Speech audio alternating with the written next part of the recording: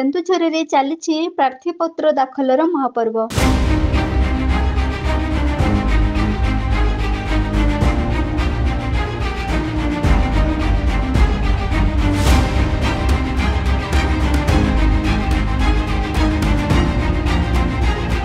ନିର୍ବାଚନ 2024 ବିଭିନ୍ନ ରାଜନୈତିକ ଦଳର ମହାସମର। କେଉଁ ଦଳ କେନ୍ଦ୍ରରେ ଶାସନ କରି ନିଜର ପତିଆରା ବିଛେଇ ଦେଇଛି ତ କିଏ ପୁଣି ରାଜ୍ୟରେ ଦୀର୍ଘ ବର୍ଷ ଧରି ଶାସନ କ୍ଷମତାରେ ରହି ଓଡ଼ିଶାର ଘରେ ଘରେ ପରିଚିତ ହୋଇସାରିଛି। ପୁଣି କିଏ କ୍ଷମତାକୁ ଆସିବା ପାଇଁ ସଂଘର୍ଷ ଜାରି ରଖିଛି।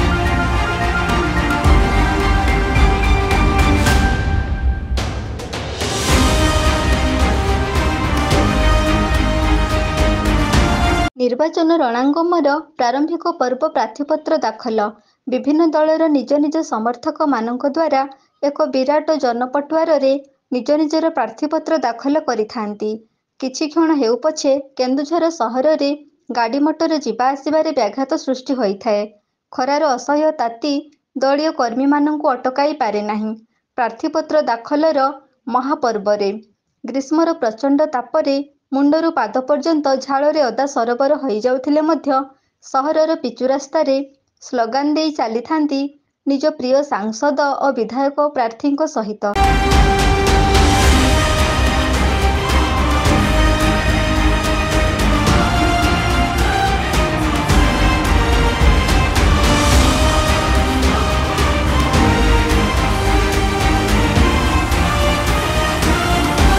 ବିଜେପି ସାଂସଦ ପ୍ରାର୍ଥୀ ଅନନ୍ତ ନାୟକ, କଂଗ୍ରେସ ସାଂସଦ ପ୍ରାର୍ଥୀ ବିନୋଦ ବିହାରୀ ନାୟକ ସହିତ କଂଗ୍ରେସର ପାଟଣା ବିଧାୟକ ପ୍ରାର୍ଥୀ ହୃଷିକେଶ ନାୟକ, ବିଜେପି ସଦର ବିଧାୟକ ପ୍ରାର୍ଥୀ ମୋହନ ଚରଣ ମାଝୀ, ବିଜେପିର ପାଟଣା ବିଧାୟକ ପ୍ରାର୍ଥୀ ଅଖିଳ ଚନ୍ଦ୍ର ନାୟକ ନିକଟରେ ପ୍ରାର୍ଥୀପତ୍ର ଦାଖଲ କରିଛନ୍ତି। ପୂର୍ବରୁ ବିଜେଡି ସାଂସଦ ଏବଂ ବିଧାୟକ ପ୍ରାର୍ଥୀପତ୍ର ଦାଖଲ କରିସାରିଥିବା ବେଳେ ଆଗକୁ ବିଭିନ୍ନ ଦଳର ପ୍ରାର୍ଥୀପତ୍ର ଦାଖଲ କରିବାର ପର୍ବ ରହିଛି।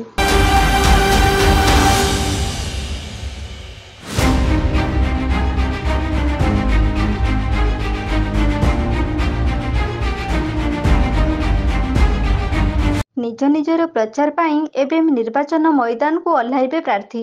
ସମସ୍ତେ ନିଜ ନିଜର ରଣକୌଶଳ ପ୍ରୟୋଗ କରିବେ ଗାଁ ଗାଁରେ। ଦ୍ୱାର ଦ୍ୱାର ବୁଲି ଭୋଟ ଭିକ୍ଷା କରିବେ ଭୋଟରମାନଙ୍କ ପାଖରେ। କିଏ ପିନ୍ଧିବ ବିଜୟ ମୁକୁଟ, କାହା କପାଳରେ ଲାଗିବ ବିଜୟ ତିଳକ, ସେହି ଦିନକୁ ଅପେକ୍ଷାରେ କେନ୍ଦୁଝରବାସୀ।